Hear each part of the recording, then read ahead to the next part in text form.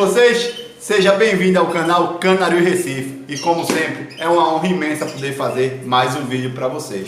Meus amigos, no vídeo de hoje eu vou dar uma dica muito importante para você que quer se tornar um criador, um competidor de canários, um competidor da nossa canaricultura de respeito, tá? Mas antes que tudo, se você não for inscrito no nosso canal, se inscreve no nosso canal, vem fazer parte da nossa família. Procuramos desenvolver conteúdos específicos sobre canário a fim de divulgar cada vez mais e proliferar cada vez mais a canaricultura pelo nosso Brasil, tá? Então, pessoal, o vídeo de hoje, como eu disse a vocês, vai ser uma dica valiosíssima para você se tornar um criador de canário de responsabilidade e respeitado por todo o nosso Brasil. A dica é: como é que você faz a organização do seu canarinho? Quando eu falo em organização, não é organização disso aqui não, de gaiola não, que isso aqui é fácil, para falar a verdade, isso aí é bem fácil, todo criador de canário sabe, tá? Uns mais organizado, outros não, mas o que você precisa mesmo é disso aqui, ó.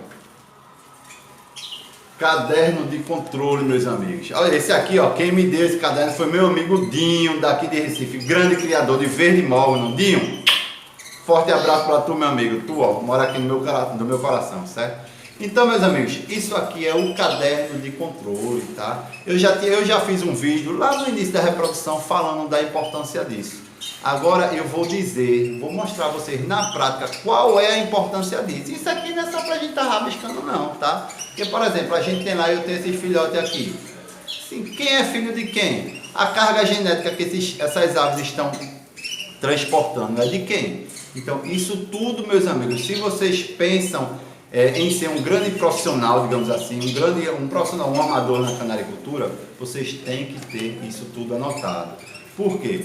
Para você saber quem é filho de quem é pai de quem é originário de quem, qual foi o casal que eu formei que deu errado, qual a fêmea não entrou em período de choco, em período de postura, de reprodução, para falar a verdade, nesse ano, tá? Qual a fêmea me deu mais filhotes, qual a fêmea me deu mais filhotes sem a qualidade genética que eu esperava. Então, meus amigos, se você não tiver esse controle, você só vai ser mais um no mundo da canaricultura. É desvalorizando, desmerecendo? Não.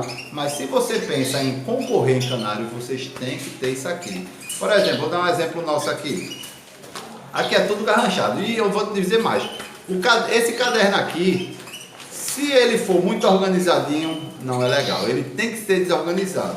Como é desorganizado, o que eu falo é cheio de anotações. Porque as anotações é que vai lhe dar o diferencial, que vai dar o detalhe que você merece, tá?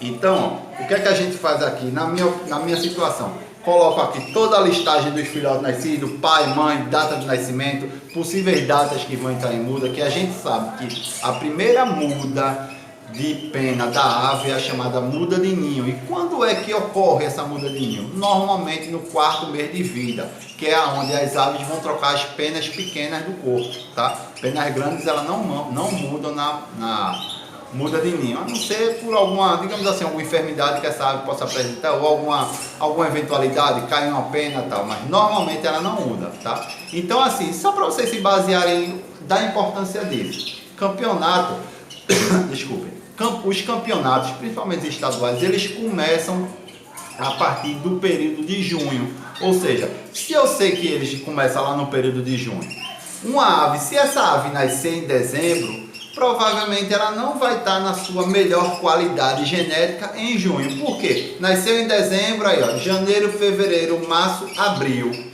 maio, junho, época de muda. Será que essa ave vai estar na sua melhor forma? Então, assim, vocês precisam ter esse controle, e esse controle só vai ser possível aqui, ó. Saber que aquelas aves que nascem em dezembro pode correr o risco de não estarem prontas para os torneios estaduais de você. Não estando pronta no estadual, ela não vai classificar para o Campeonato Brasileiro. Então, tudo é estudado, tudo é um dado estatístico que, se você não armazenar aqui, vai ser ruim para você, tá? Então, o ideal é que suas aves, que vocês pensem assim, que vai para campeonato, pô, eu quero esse casal, quero o filhote desse casal, vou investir nele para campeonato. Então, normalmente, eles têm que estar no auge, digamos assim, da sua reprodução, até finalzinho de novembro, e olhe lá, tá?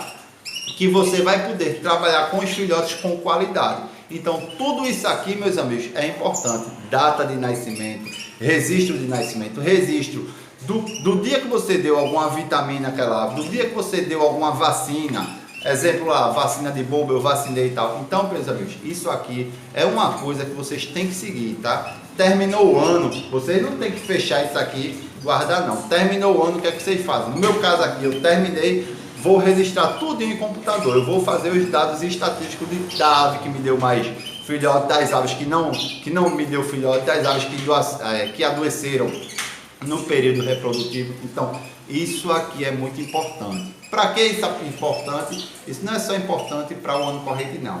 Isso é importante para o futuro, para os 3, 4, 5 anos, para a sua formação genética das suas aves, da sua escala genética tem que estar aqui, ó.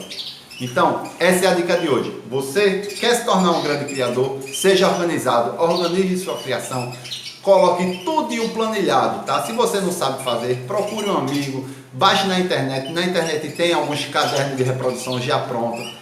O que você não pode é deixar isso passar e você não fazer nada, tá? Não vai adiantar de nada você querer trabalhar geneticamente em suas aves se você não tem uma organização. Se você não vai trabalhar a escala genética, tá? Esse filhote aqui nasceu, mas é de qual pai, de qual mãe, não sei. É tudo, eu só crio um só amarelo mosaico, o que é que eu faço? Eu vou trabalhando com os melhores. Não é bem assim, né, pessoal? Às vezes, pai bom dá filho ruim. E às vezes, pai ruim dá filho bom. Como é que você vai saber? Na prática, o filhote bom vai estar lá na voadeira. Ó, filhote bom provavelmente é daquele casal bom. Não é assim, não. Vamos se organizar, certo? Espero bastante que vocês tenham gostado desse vídeo. Se você gostou, deixa o like aqui. Vem fazer parte da nossa família, meus amigos. A maioria das nossas visualizações no nosso canal, quase 48%, a maioria não, né? 48% de visualizações em nossos vídeos são de não inscritos. Vamos se inscrever no nosso canal, tá? Tenho certeza que você vai aprender muito se você gosta de canário, tá bom? Mais uma vez, meus amigos, obrigado, fiquem com Deus e até o próximo vídeo. Abraço, meus amigos.